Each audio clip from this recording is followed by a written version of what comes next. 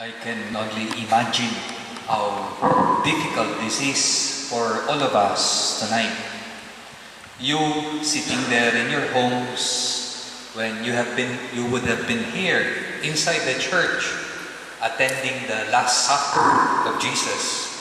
Kada kami met nga papadi, agmisa kami nga awanti tao, empty, awanti makimisa ti Huwebes Santo. Nagdagsen nga karirik na nakakaiyak kung nadagiti nagbuya ti TV ken live stream iti Domingo de Ramos. How should we understand this difficult situation in the light of the institution of the Eucharist which we celebrate tonight? Paano nga ba natin dapat intindihin ang pangyayaring ito? Una, merong pandemic. Ang crisis na ito ay galing sa virus, which is a natural phenomenon. Kaya nangasawen, paset ti panagbiag dito lubong ti virus. 90% of scientists would say it comes from wild animals, especially bats, paniki. Ngayon, awan ti makaamuno apay nga adda iti virus. This is for the scientists to discover. What we know is that the virus is destructive by nature. Dadaelen na dagiti internal organs ti tao nga kumpetan na. Kunada, it takes 12 to 14 days before it disintegrates. Dahito iti kapuna nga adda ti home quarantine. Kasapulan ti physical distancing tatno saan nga makaakar. Ket umatidog pa'y manen ti incubation period na. Our government asks us to stay in our homes, practice physical distancing, wash our hands, and cover our mouths if we sneeze or cough. I mean, this is what we do so that we can flatten the curve para na hindi na mailipat at dumami pa ang magkakasakit ng COVID-19. And this is the reason too why tonight, we are celebrating the evening Mass of the Lord's Supper without a congregation. Siguro tatanungin natin, what does the coronavirus have to do with the institution of the Eucharist? Ano naman ngayon? Anong connection?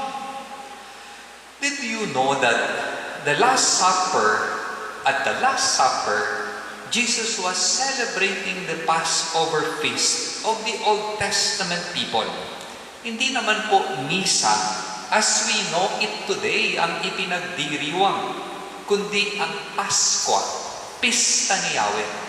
It is a memorial feast to celebrate the deliverance of the Israelites from their slavery in Egypt. Sa huling gabi nila sa Ehipsyo, upang sila ay mailayo sa panghuling salot, the last of the 10 plagues, the death of the firstborn, kailangan nilang ihanda ang salo-salo sa kanilang mga tahanan. Ang salo-salong ito ang magsisilbing palatandaan na sila ay ilalayo ng Diyos sa kapahamakan. In the first reading, brothers and sisters, we recall how God's saving power over anything that brings suffering to His people is very powerful. Kakapsat, tirambakan tayo amaudi apang rabi ni Jesus, ket isod pakakitaan ti bileg ti Diyos. It is the sign of God's saving power over any human misery or torment. The Israelites believed that God will deliver them from the Egyptians. Jesus believed that God will deliver His people from sin and death.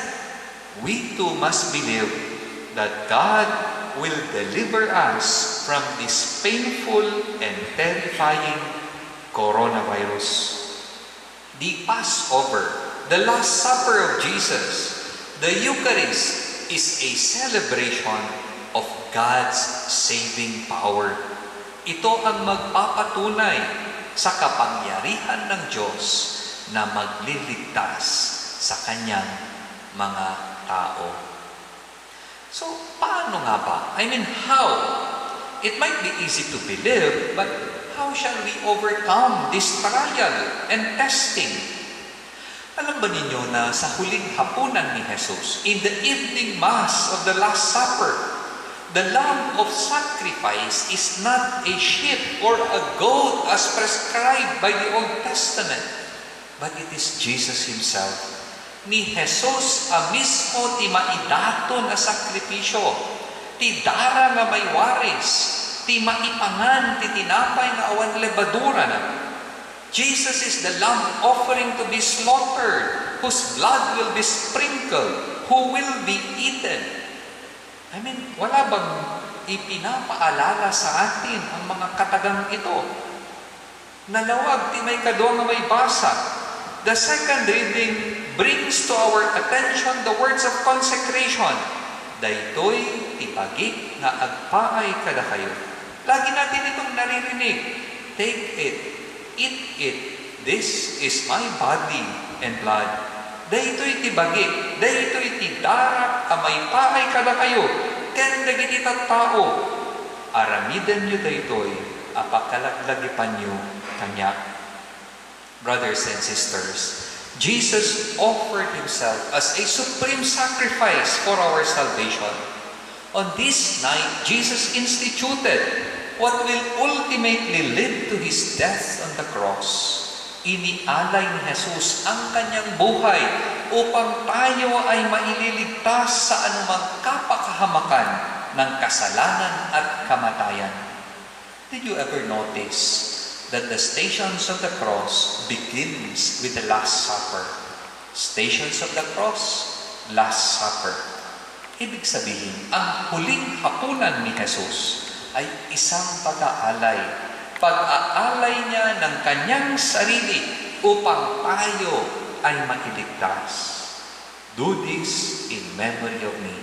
Brothers and sisters, the Eucharist is Jesus' way of saying to all of us, to all those who believe in Him, follow my example. Live the way I live. Offer your life to your fellow men. Kailangan nating tularan si Jesus sa Eucharistia. Ialay ang sarili natin para mailayo at mailigtas ang karamihan sa kapahamakan ng coronavirus. In fact, ito na ang ginagawa ng karamihan nating mga frontliners, doctors, nurses, police force, mga nagpapatuloy na nagsisilbi sa kapwa sa panahon ng coronavirus. Brothers and sisters, the Eucharist that we celebrate calls us, challenges us to help one another in these trying times, to be in communion with our brothers and sisters, especially those in need. Let us not isolate ourselves from one another. Let us not be selfish, thinking only of our individual gain. Let us not be indifferent. Ialay natin ang ating mga sarili. Makipagkaisa, magtulong-tulong tayo upang mailigtas at mailayo ang lahat sa kasamaan. The celebration of the Last Supper is an opportunity to share in Jesus' own work and mission. Gaya ni Jesus, ialay natin ang ating buhay para sa ikauunlad ng buhay nating lahat.